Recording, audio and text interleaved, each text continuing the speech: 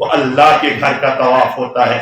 اس لیے حکم ہے زیادہ سے زیادہ طواف کرے. نفل پڑھو اس گیریت کی، بیکی قائم کرو گیریت کی، لیکن طواف ہمیں یہاں نہیں ملے گا. وقت آ گیا 8 ذی الحجہ کا. 8 9 10 11 12 بس یہ 5 دن حج کے. 8 ذی الحجہ کو پھر وہی احرام باندھنا ہے، نفل پڑھنے ہیں، نیت کرنی ہے، تلبیہ پڑھنا ہے، اور آپ کا حج شروع ہو گیا. پھر وہی احکامات احرام جو ہے وہ نافذ ہوگی، ممنوعات احرام. اب یہاں سے آ کر کے اب تو گاڑیوں کے ذریعے سے زیادہ سفر ہوتا ہے. مینا کے اندر آنا ہے. مینا میں ظہر، عصر، مغرب، عشاء اور فجر پڑھنی ہے، 5 نماز. 9 ذی الحجہ کو فجر کی نماز تو پڑھ لی. اس کے بعد اشراق کا وقت آیا، لیکن جب سورج طلوع ہو گیا تو سورج طلوع ہونے کے فوراً بعد اب عرفات کی طرف جانا ہے. ایسے گیا ہے کہ اس کے علاوہ سفر پیدل. ہم نے یہ سفر یہ مینا سے عرفات کا پیدل کیا تھا. اس زمانے میں ٹرینوں کا مسئلہ نہیں تھا، گاڑی نہیں ہوتی ہے دپن جام لگن یہ وہ، تو ہم نے کوشش کی تھی. یہاں حرم سے تو مینا تک تو گاڑیوں میں ہی گئے تھے، اور گسن تھی چکی ٹینٹ نہیں ہوتا پتہ لگن ہمارا ٹینٹ کس جگہ ہے. لیکن تک ووٹ اب تو ٹرینوں میں لے جاتے ہیں وغیرہ وغیرہ. اب تو بہت سارے قوانین بدل بھی گئے ہیں، مجھے توے مطابق اس پاکو. اچھا، جب آدمی پیدل جاتا تھا تو مسجد نمرہ میں جانا آسان تھا. اس گئے مسجد نمرہ میں ہم نے اندر جا کر نماز پڑھی تھی، اور دونوں نمازیں اکٹھی پڑھی تھی. لیکن آج جس نیون ٹرین ویل گاڑی ویل تم نیون تھوڑا سائڈش نیون تم، وہاں تک وہ آواز نہیں پہنچتی ہے. میدان عرفات بہت بڑا میدان ہے، آپ نہ جانے کس کونے میں ہوں گے، کس سائڈ میں ہوں گے. اس لیے وہاں جو آپ کا جو معلم ہوگا، جو پڑھا لکھا کوئی عالم ہوگا، آپ نے جو 2-4 ہزار آدمی ہوں گے، 200-400 ہوں گے، ان میں کوئی نہ کوئی ہوگا جانکار، تو وہ آپ کی رہبری کرے گا. سو پڑھنا ہے ظہر کو ظہر کے ٹائم میں، اور عصر کو عصر کے ٹائم میں. ہر جگہ دعاؤں کی کثرت رکھنی ہے. وَاذْكُرُوا كَمَا هَدَاكُمْ فَإِذَا أَفَضْتُم مِّنْ عَرَفَاتٍ فَاذْكُرُوا اللَّهَ. بس جگہ جگہ قرآن میں حج کے تعلق سے جہاں بات آئی ہے، اللہ کو یاد کرو، اللہ کو یاد کرو. کذکر آباءکم، ایسے یاد کرو جیسے تم اپنے آبا اور اجداد کو یاد کرتے ہو. مشرکین مکہ جب جاتے تھے تو محفلیں لگاتے تھے اور اپنے آبا اور اجداد کی قصے کہانیاں بیان کرتے تھے. اللہ نے کہا جیسے تم اس پیار اور محبت اور جذبات کے ساتھ اپنے بزرگوں کو یاد کرتے ہو، اس سے کہیں زیادہ اللہ کا ذکر کرو. کما ہداکم، ایسا ذکر کرو. اس لیے حکم چکے لا الہ الا اللہ وحدہ لا شریک لہ لہ الملک و لہ الحمد، جو چوتھا کلمہ ہے، اس کی کثرت رکھنی ہے. کہاں؟ عرفات کے میدان کے اندر. عرفات کے میدان کی حاضری یہ فرائض حج میں سے ہے، اور اس کو رکن اعظم کہتے ہیں. خدا نہ خواستہ اگر عرفات کی حاضری کسی سے مس ہو گئی تو اس کا حج نہیں ہوتا ہے، تو اس میں حج نہیں ہوتا. یہ بہت ضروری ہے عرفات کی حاضری. اس میدان میں حدود کے اندر جہاں بھی وہ رہا، بس کہ وہ لکھ دیا گیا کہ ہاں جی یہ حاضر ہے. میدان عرفات کی فضیلتوں کے اندر یہ آتا ہے کہ اگر کوئی شخص حاجی وہاں پہنچ کر توبہ دت کی میوئی بخشش گئی نہ، تو وہ غلطی کے اندر ہے. تج گیسے میدان عرفات کے اندر دعائیں توبہ استغفار کے بعد گیسے 101% یقین آسن کہ اللہ نے مجھے معاف کر دیا. اور حکم بھی ہے اور اس کی تاکید بھی ہے کہ آدمی اپنے رب کے سامنے اتنا روئے گڑ گڑائے. حضور اکرم صلی اللہ علیہ وسلم نے میدان عرفات ہی کے اندر جبل رحمت کے پاس، اللہ ہم سب کو وہاں پر پہنچائے. اس وقت آپ حضرات جو جا رہے ہیں آسانی کے ساتھ، سہولت کے ساتھ آپ کا وہاں پہنچنا آسان ہو. جب آپ ظہر پڑھیں گے، عصر پڑھیں گے، عصر کے بعد پھر جبل رحمت کی طرف جانا ہے. حضور اکرم صلی اللہ علیہ وسلم نے اونٹنی پہ کھڑے ہو کر کے، اونٹنی پہ آپ سوار تھے، گھنٹوں آپ نے وہاں پر دعائیں کی ہے. اتنی لمبی دعا آپ کی سیرت کے اندر کہیں نہیں ملتی ہے، اتنی لمبی دعا جتنی آپ نے میدان عرفات میں مانگی ہے. بہت مانگی ہیں دعائیں. اللہ ہمارا بھی اس کے اندر حصہ مقدر فرمائے کہ آپ نے امت مسلمہ کے لیے قیامت تک کے آنے والے اپنے امتی کے لیے اللہ سے کیا کیا مانگا ہے. تو اس طرح سے غروب آفتاب جو ہی ہونے لگے، اس سے پہلے واپسی کا حکم ہے. راستے کے اندر ایک مقام ہے مزدلفہ، وہاں ٹھہرنا ہے رات کو. وہاں مغرب اور عشاء کی نماز کو اکٹھا پڑھنا ہے، ایک اذان اور ایک تکبیر کے ساتھ. اور پھر यहाँ जो मुजदलफा की रात है इसको शब कदर से भी ज्यादा अफजल कहा गया है। शब कदर तो बहुत अफजल है, लेकिन शब कदर के ही हम पल्ला इस रात को भी कहा गया। शब बेदारी भी करनी है। सुबह को फजर की नमाज के बाद यहीं से आपने 70 कंकरियां उठानी है। 70 जो छोटी छोटी कंकरियां हैं वो आपने उठानी है और अपनी उस थैली के अंदर बंद करनी है। यह एहतियातन 70 है, ताकि कहीं अगर मिस गए हो तो 70 कंकरियां रखनी है। और यहाँ से इशराक के मैं ऐसे थोड़ा तुलो होने जा रहा होगा तो उससे पहले यहाँ से चल पड़ना है अरफात की, वो वापस फिर मिना ये तो मैं टेंट से आसत रहे। तो इस दौरान जो आपने साथ में जो सामान रखना है जहाज के तुलन, थोड़ा कोई बेडशीट जैसा हो, फड़की जैसी हो, छोटा सा कोई मामूली बैग जैसा हो, बस इतना ही, ज्यादा वो नहीं, हल्का फुल्का, या नमाज जाए नमाज ऐसे चटाई वगैरह बस वही रखना है जो वहां पर काम आ जाए, मुजदलफा में भी और मिना में भी। और यहाँ पर आकर के अपने सामान को रखकर सबसे पहले हमने अब शैतान को पत्थर मारने हैं। यम चित्रा जाए रमिये जिमार शीमन वन, ये जिमार हैं वो 3 जगहें, जिन 3 जगहों पर शैतान नमूदार हुआ था। जब हजरत इब्राहीम अलैहिस्सलाम अपने बेटे को कुर्बानगाह की तरफ ले जा रहे थे तो शैतान एक जगह आया, अपन इब्राहीम बुढ़ापे में औलाद मिले, आप इसको कहाँ ले जा रहे हो? क्या कोई बाप अपने बेटे को ज़िबा करता है? आपने सुना है कभी? इब्राहीम अलैहिस्सलाम एकदम होशियार हो गए कि शैतान हमला करने लगा। आपने कंकरी उठाई और उसको मारी तो वो वहीं पर गायब हो गया। आप चंद कदम चले तो बेनमूदार जमीन में से, तो फिर उसने वही दोहराया, हे इब्राहीम कहाँ ले जा रहे हो? क्या आपने कभी सुना किसी बाप ने अपने बेटे को अपने हाथों से ज़िबा किया हो? सोसी वर्गलावन किसी ख्वाब इतने मामूली, आप कहाँ जा रहे हो? आप ख्वाब पर क्यों अमल दरामद कर रहे हो? ये ख्वाब ख्याल ख्वाब ख्याल, पैगंबर का ख्वाब जो होता है इससे जो हकीकत आसा। तो वहां पे फिर आपने कंकरी मारी, तो तीसरी जगह फिर नमूदार हुआ। तो इन तीनों जगहों पर वो निशान रखे हैं। तुमने शिवन जमार रमी कहते हैं इस पत्थर फेंकने को।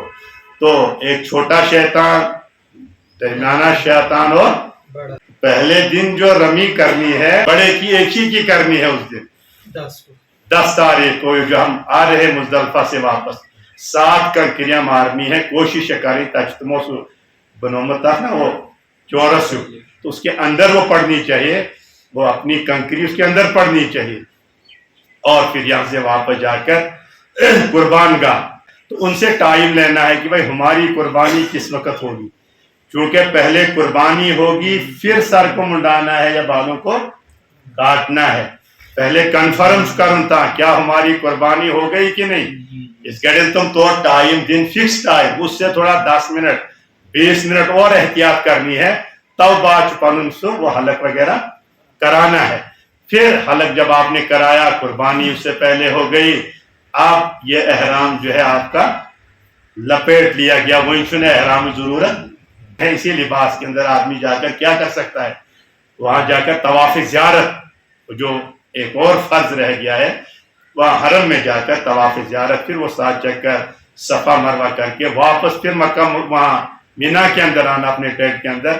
फिर 11 तारीख को भी तीनों शैतानों की रमी करनी है और 12 तारीख को भी जवाल के बाद, पहले दिन जवाल से पहले, अगले 2 दिन जवाल के बाद रमी करनी है। 7 कंकरियां हर शैतान को मारनी है।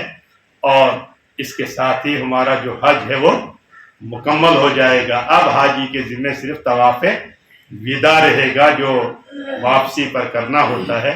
तवाफ़े विदा में भी बाज़ मरतबा ऐसा होता है कि तवाफ़े विदा आदमी ने किया, लेकिन हुफैर में जो बे टाइम ने, ये 2 दिन के बाद आपकी फ्लाइट है ताक़ुब की, वो तो अदा हो गया आपका तवाफ़े विदा, लेकिन आप अगर फिर दोबारा करें तो वो मुस्तहब है कि आप फिर रवानगी के वक्त दोबारा फिर करें। बहरकैफ ये चंद बातें थी जो हज के ताल्लुक से थी। कमा हक हो, इस पर जो कहना चाहे था, बोलना चाहे था, समझाना चाहे था, वो हक तो अदा नहीं हो सकता, उसके लिए तो काफ़ी वक्त चाहे, काफ़ी वक्त दरकार है इसके लिए। तो कोशिशें करें कि हम अपने हज को सीख करके यहाँ से जाएं। हज ऐसी इबादत है कि ये एक ही हज करें और उम्र भर में एक ही मरतबा फ़र्ज है, उसके बाद अगर बार बार आदमी जाए وہ الگ بات ہے، لیکن ایک مرتبہ عمر میں فرض ہے، اس لیے اس کو بڑا سیکھ کر کے جانا ہے تاکہ اس کے دام واجب رسو۔ اور جو قرآن نے جو سب سے پہلی بات کہی حج کے تعلق سے، فلا رفث ولا فسوق ولا جدال فی الحج، 3 چیزوں سے منع کیا۔ ایک تو جب آپ نے حج کا احرام باندھا، عمرے کا باندھا، تو اللہ کے احکامات کی خلاف ورزی مت کرو، جو چیزیں اللہ نے حرام کی ہیں ان کے نزدیک مت جاؤ، جن سے منع کیا ہے ان سے رک جاؤ۔ نمبر 2، 2 چیزیں پہلے سے حلال تھی اب حرام ہو گئی، ان کے قریب ہی مت جاؤ۔ تیسری چیز ولا جدالا، جھگڑا مت کرو۔ حاجیوں کے لیے خاص طور سے حکم ہے کہ جھگڑا، اس لیے حاجی وہاں سے آ کر بھی زیادہ جھگڑا کرتے ہیں۔ میں یقین کسی شخص نے مجھے کہا تھا، جب ان کہتا ہوں اس کو مانگن اور اتفاق سے وہ نابینا تھا، دپن دیو سے مدد کرو، دپن کمتا سگریٹ ترام سے زیادہ تمس اتھس سے، سنا ہے آپ نے؟ اس نابینا نے کہا ہے دن اگر آجے حاجی دپن بے حق میں کہاں کے، تو حاجی کو کچھ ایسا ہوا انانیت آ جاتی ہے، جو چیز نہیں آنی چاہیے۔ اور بزرگ سے دپن اس گڑ حج بوٹ اس پکن تو بادل مجھے سایہ کرتے تھے، کرامت میرے ساتھ ہی اللہ کی طرف سے ایک بہت بڑی وہ فضیلت، لیکن جب حج میں نے کیا تو وہ بادل اٹھ گیا، وہ یار بجوز حج، تو اللہ کرے کہ ہمیں وہ چیز نہ آ جائے، حج کر کے بھی اور حج نہ کر کے بھی ہم وہ کام کریں جو اللہ کو اور اللہ کے رسول صلی اللہ علیہ وسلم کو پسند ہوں، اور ہم معاشرے کے لیے حج کر کے عمرہ کر کے مشعل راہ بنے، ہم اسلام کے اندر رکاوٹ نہ بنے۔ اللہ تعالی ہم سب کو کہنے سننے سے زیادہ عمل کی توفیق عطا فرمائے، ہماری مشکلات کو آسان فرمائے، آنے والے مسائل سے ہماری حفاظت فرمائے۔ اے اللہ یہ مجمع بہترین مجمع ہے، اے اللہ اس مجمع کے اندر وہ افراد ہیں جن کو تو نے اپنے یہاں بلایا ہے، اے اللہ یہ تیرے نیک بندے بڑے ہی بہترین بندے ہیں جن کا تو نے انتخاب کیا ہے، یا اللہ ان سے کہیں زیادہ مال و دولت والے موجود ہیں، لیکن یا اللہ آپ نے ان کو نہیں بلایا، آپ نے ان حضرات کو بلایا، ان بزرگوں کو بلایا، ان نوجوانوں کو بلایا۔ یا اللہ لگتا ہے کہ تجھے ان سے محبت ہے، یا اللہ اپنے گھر میں دنیا دار نبی کسی کو بلاتا ہے جس سے محبت ہوتی ہے، یا اللہ واقعتاً ہمیں یا اللہ ایسا تصور عطا فرما، ایسا یقین عطا فرما کہ واقعتاً تو ہم سے محبت کرتا ہے، یا اللہ اس محبت کو تا حیات یا اللہ ہمارے ساتھ وابستہ فرما دے۔ یا اللہ یہ ہماری مائیں بہنیں، یا اللہ تو نے ان پہ رحم کیا اور ان کو تو نے منتخب کیا، اس گندے معاشرے سے نکال کر اپنے پاکیزہ گھر کے اندر بلایا، اپنے حبیب جناب محمد رسول اللہ صلی اللہ علیہ وسلم کی زیارت نزدیک سے نزدیک تر کرنے کے لیے بلایا۔